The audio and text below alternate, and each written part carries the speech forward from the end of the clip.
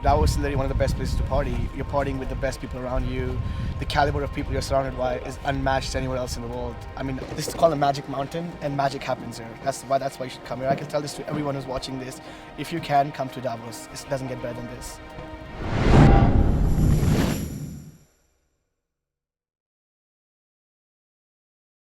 New technological revolution will come like a tsunami. It's a massive challenge, something we've got to tackle head on. We have enough ability, enough innovative capacity to make that happen. Every year since 1971, the global elite have gathered in the remote Swiss ski town of Davos for the World Economic Forum's annual meeting.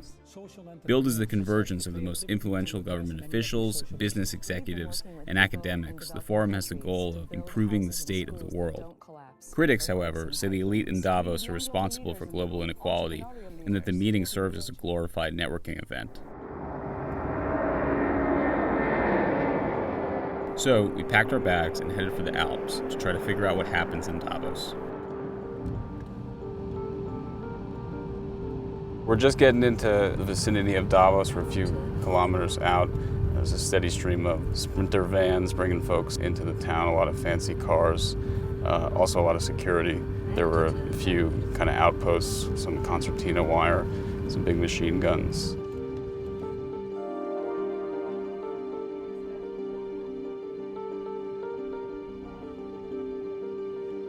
We're headed now to the Congress Center. That's where everything really takes place this week. It's where a lot of the panels are, the meetings. It's also where a lot of the networking happens. The CEOs talking to everybody else, trying to get deals done.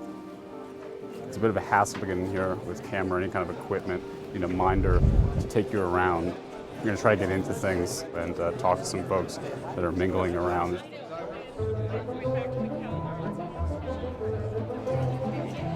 So most journalists are only allowed about 30 minutes, 2 rotations per day for 30 minutes each.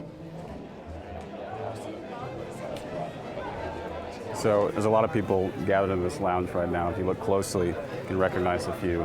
Over there's Michael Froman, he's the U.S. Trade Representative. Behind me is George Osborne, who's the UK's Chancellor of the Exchequer, so the finance minister, basically.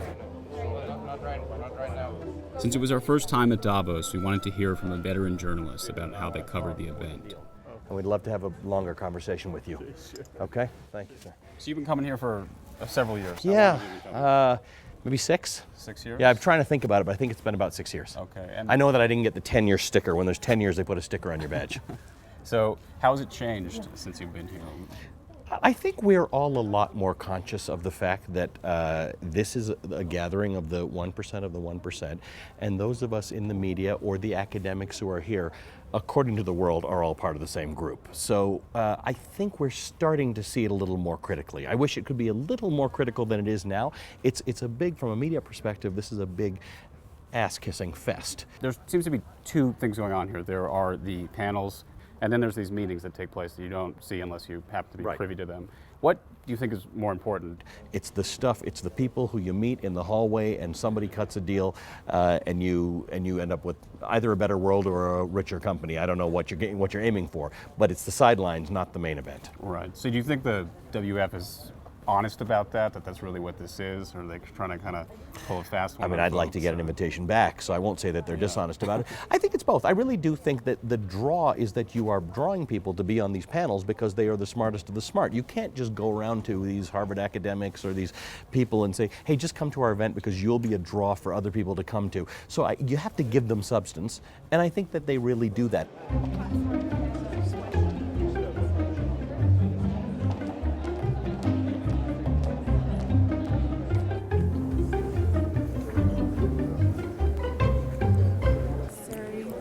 It's closed? No media at all here. No media? No. Okay. But what's in here? Members of Community Lounge. Okay. All right. What's in? Looks like something about climate. Yeah, it's climate migration inside. But people can't go in? People Seems interesting. People can go in, but no media. The theme of this year's World Economic Forum is the fourth industrial revolution. According to Forum founder Klaus Schwab, the fourth industrial revolution marks the rise of smart, networked machines. Driverless cars, virtual reality, and interconnected intelligent devices will fundamentally change the way we live and work, and could lead to greater inequality.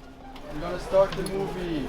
Many of the participants at this year's conference are interested in how they could take advantage of this sea change in industry, technology, and labor. So there's a lot of established big businesses here at Davos. We're going to go talk to two young guys we met the other night about why they spent tens of thousands of dollars to come here, and they haven't even stepped foot in the Congress Center. I want to ask both of you what you're doing here, what you're up to, what kind of deals you're trying to make happen. I come to Davos because I love what the WEF is about, making the world a better place. At the same time, Davos is literally one of the best places to party. You're partying with the best people around you. The caliber of people you're surrounded by is unmatched anywhere else in the world. 3 days ago, I decided to come in. I was actually sitting on my desk on Facebook, and I messaged my colleague over here, Evan. He told me, "Hey, come to Davos." I said, "What's Davos?" So I did a quick Google search, and I saw that being in a giant think tank, as this is, would be an unbelievable opportunity for networking, meeting people, and just essentially getting our company out there. So we've spent a lot of this week inside the Congress Center back there. I understand you guys have basically been not there, you've been outside, you've been networking, you've been talking to people. So what can you tell us more about that? There's a 6 a.m. to 6 p.m. Davos and 6 p.m. to 6 a.m. Davos. You can't do both. So I choose the 6 p.m. to 6 a.m. Davos. That's when most of the people who come out, most of the people really want to mingle, they get loose, they get a little bit of drinks, they go out to the parties. Essentially, 4 days here, I'd say is synonymous with 2 years of networking in New York. So what did you spend this year? You have an apartment here? Yeah, I had an apartment. I spent about $20K. I let him share my apartment for a little bit, so yeah. Nice. What's your expenditures been? I probably spent maybe $7,000 for the few days over here.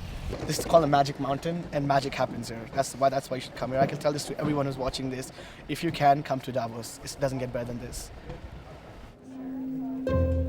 Evan and Kyle were clearly at Davos with one goal in mind: to make money, and maybe to party. We wanted to talk to someone with a different mission, so we caught up with Winnie Byanyama, the director of Oxfam International. Oxfam recently released a report that says that the 62 richest individuals in the world have as much wealth as the poorest half of humanity. Now, I imagine a few of those 62 people are here walking around us right now. So I'm wondering what the reaction has been. There was denial, and it was a subject that wasn't being discussed here 4 or 5 years ago. But it has become a mainstream policy issue. Actually, this kind of inequality is undermining growth, which is what they want.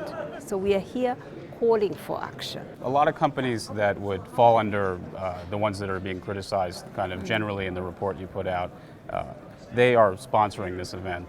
Do you worry that companies can use this to kind of pay lip service to the issues that Oxfam is raising? I am, but I'm seeing progress also. Here at Davos, we are here really to campaign. We are not here to look for cozy collaboration. We have a tough message. I'm putting it out here, and I'm calling on them to respond.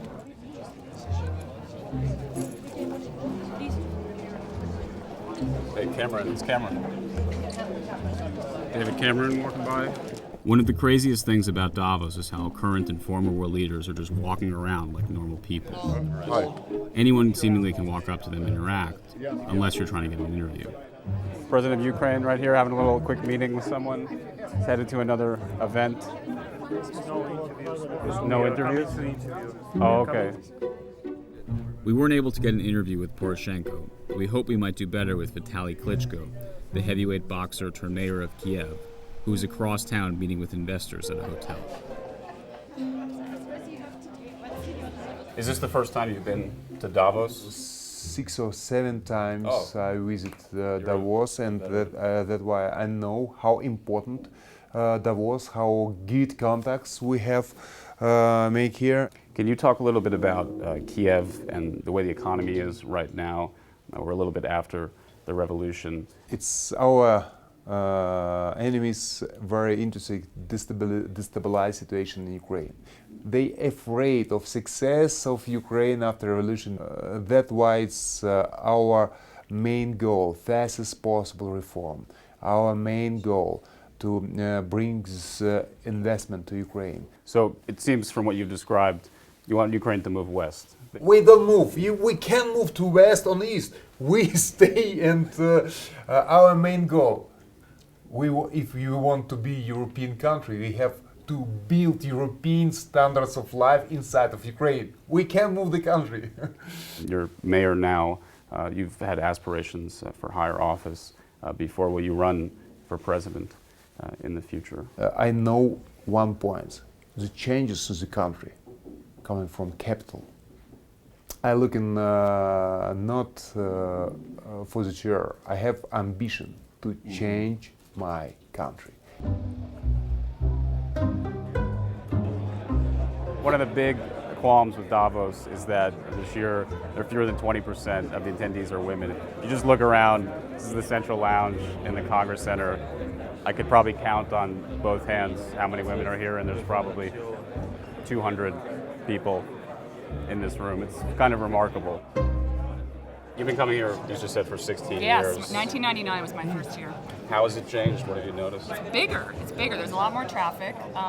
There's a lot more people doing business here rather than just talking about ideas here. So it's a good place to kind of know what the zeitgeist is going to be amongst global leaders. I wouldn't say any news happens here, though. In terms of access, how much can you actually sort of get in touch with? You can see things happening sort of beyond. Well, that's kind of the beauty of this place is that, if you stand, if we sit in this coffee place long enough, a couple of presidents will walk by and, some CEOs. So it's good bang for the buck.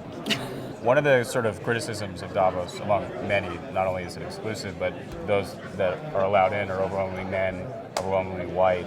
There's clearly a little more self-aware about this now, but looking around the room, yeah, I don't see a lot of progress. No, it's funny. You never have any problem setting up meetings and telling people, I'll be the woman in the coffee area because you're the only one. You noticed one of the big criticisms of Davos is a lack of diversity. What do you make of that? I'm going to be very honest and say I find it a little bit shocking because if we're going to have a conversation about making the world a better place, that needs to be an inclusive conversation. There's a lot of the display of wealth that I don't quite understand. I mean, if it's all to make the world a better place in the end, then okay, but prove it to me, because right now I'm seeing not a lot of women, I'm seeing not a lot of minorities, I'm not even seeing truth to power that much here, and this is the power. So if nobody's going to stand up and have the courage to say that to these guys, it scares me. It's not that hard to point out the wealth and the opulence at Davos, but we wanted to speak with someone who had a longer view of the conference and its attendees. As someone who's done a lot of work on inequality, which seems to be getting worse, what does Davos represent to you? What does it mean? You might say it's the epicenter of inequality.